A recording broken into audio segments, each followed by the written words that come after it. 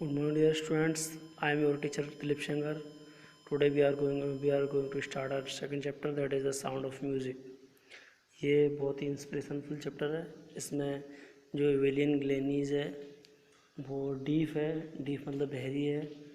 बहरी होने के बावजूद भी उसने किस तरह से और उसके और भी फिजिकल कुछ डिसेबिलिटीज़ हो चुकी हैं. जैसे उसे दिखना ही बहुत कम समय में और दिखना सुनना बहुत सारी चीज़ें उसके दिमाग हो गई थी. कुछ इम्प्रूव हो गई थी, कुछ बाद में इम्प्रूव नहीं हो पाई.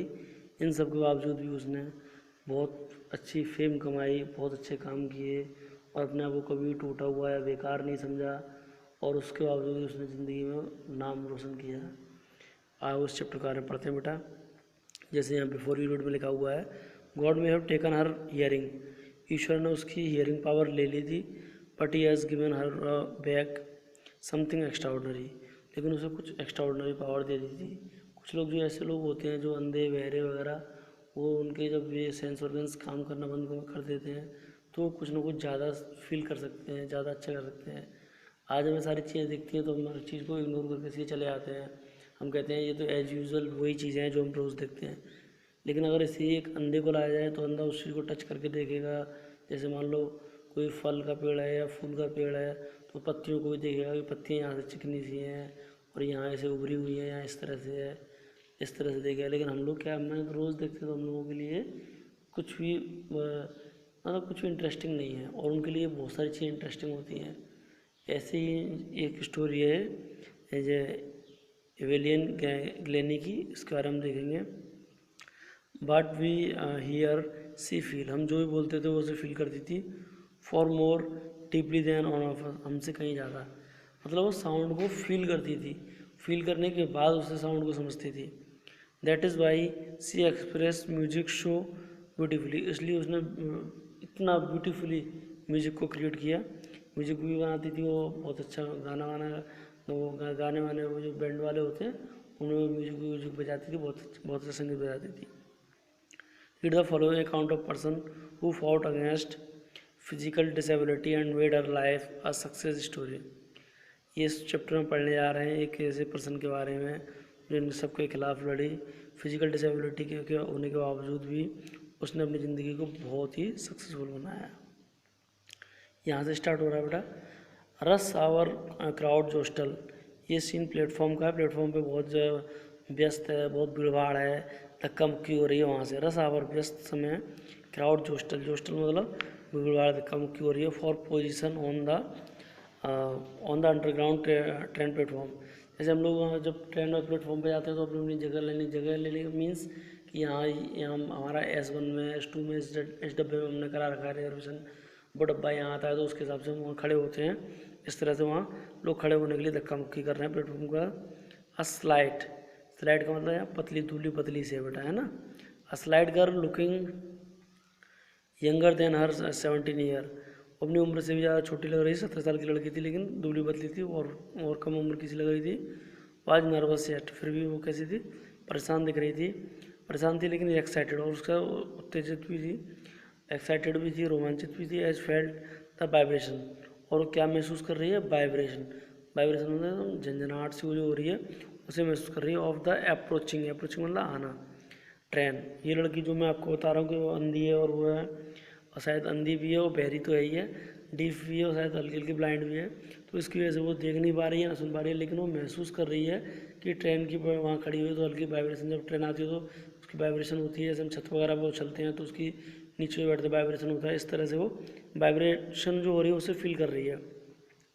It was our first day to at the prestigious Royal Academy of Music in London and daunting enough for any teenager fresh Scottish farm. ये बताया जा रहा है कि यहाँ बताया जा रहा है कि वो लड़की वहाँ खड़ी हुई है. ये उसका पहला दिन है. कहाँ के लिए पहला दिन है, prestigious Royal Academy of Music in London. वहाँ वो जा रही है प्रेस्टिजियस रॉयल अकेडमी जो लंदन में है वहाँ पे. एंड डॉन्टिंग में थोड़ी सी डरी हुई है. Daunting enough for any teenager. जैसे हर कोई टीनेजर डरता है fresh from a Scottish farm. पहली बार वहाँ के लिए जा रही है तो इसलिए वो भी हल्का सा डर रही है.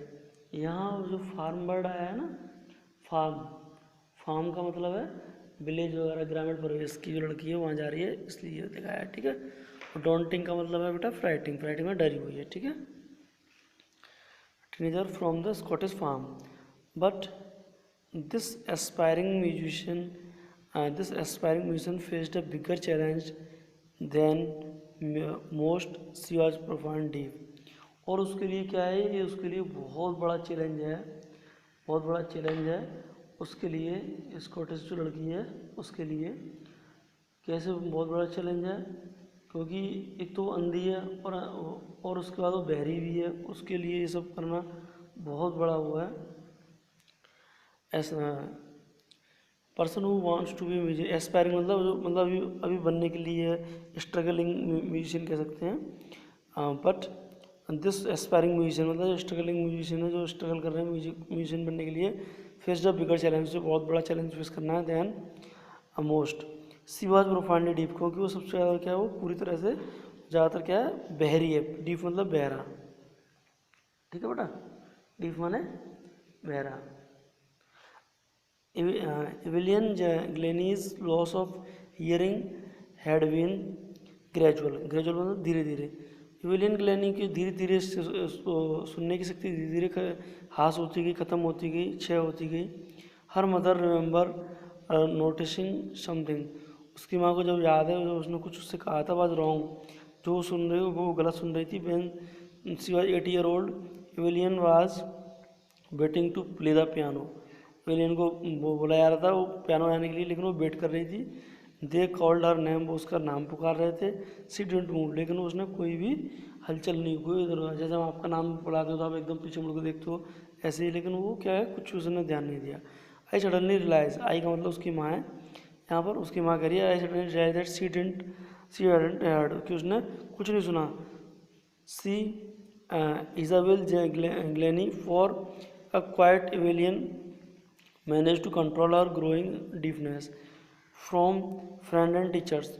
और धीरे धीरे उनको जो उनके जो टीचर्स थे, फ्रेंड्स थे, उसने बहुत बुद्धिमत्ता के साथ कंसील में छिपा लिया अपना जो बहरापन है, डीपनेस है, वो उसने छुपा लिया कि वो सुनाई नहीं देता है, उसे दिक्कत आती है, उसके टीचर भी नहीं पहचान पाए, उसके फ्रेंड्स भी नहीं पहचान पाए। But by the time she was 11, her marks had deteriorated मतलब कम आना, बहुत कम हो गए थे। And her headmistress urged her parents to take हर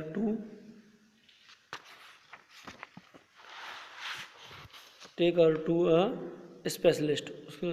उसके जो हेड मिस्ट्रेस थे उसने कहा स्पेशलिस्ट के पास लिया, मतलब चलो सुनना वो तो उसने कैसे भी मैनेज कर लिया, फ्रेंड्स को पागल बना लिया, टीचर्स को, लेकिन जो टीचर्स बोल बोल के पढ़ाते थे, लिखाते थे, वो उसके समझ में नहीं आता था, इसलिए उसको सारी थ्योरीज कॉन्सेप्ट क्लियर नहीं हो पाए। इसकी वजह से क्या हुआ, उसके मार्क्स कम आए।